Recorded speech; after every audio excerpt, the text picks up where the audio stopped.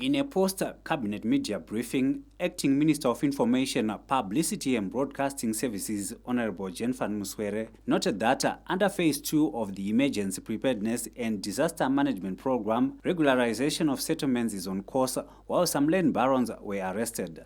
Government has prioritized the construction of flats in Dzivarasekwa and Senga, with a target of at least 2 relocation sites in each city or town. Construction works on the 4 blocks of flats funded by the government of Zimbabwe at Dzivarasekwa have now progressed at 65.8% in terms of completion.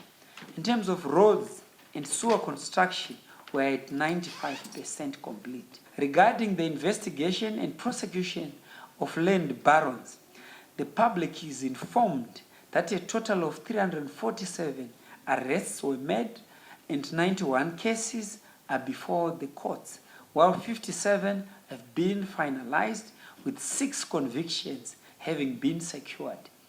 Accordingly, devolution funds will also be availed to the Harare City Council and other urban municipalities for the purpose of strengthening the local authorities' law enforcement capacity.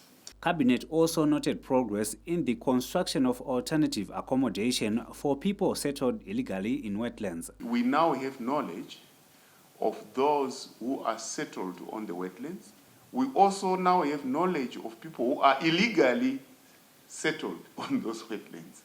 The legal remedies are according to the Environmental Management Act, but the policy which we are announcing basically is that it's not in the national interest to be on the wetlands. It also emerged from the media briefing that the planted hectarage for this summer increased by 3-fold. Cabinet would like to highlight the following areas planted for the major crops. Maize, 95,593 hectares compared to 33,119 hectares at the same time the previous season.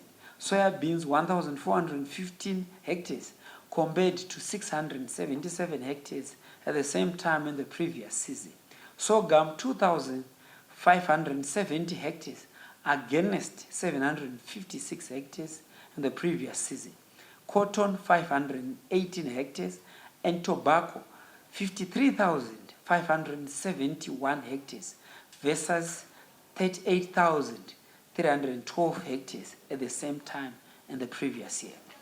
It was revealed to the media that government adopted bilateral ties with 13 nations for air services. Cabinet approved the bilateral air service agreements between Zimbabwe and 13 other states, namely Jordan, Turkey, Iran, Sri Lanka, Singapore, Ethiopia, South Africa, Qatar, Mozambique, Saudi Arabia, Rwanda, the Gambia, and Seychelles. The agreements are mainly meant for the establishment and operation of air services between and beyond their respective territories, to create and foster friendships, understanding and cooperation, as well as enhancement and expansion of international transport opportunities. The 35th Cabinet also discussed progress on flagship construction of coke oven battery at Dinston Colliery Wange, which is now at 70% completion, and ratification of the African Continental Free Trade Area.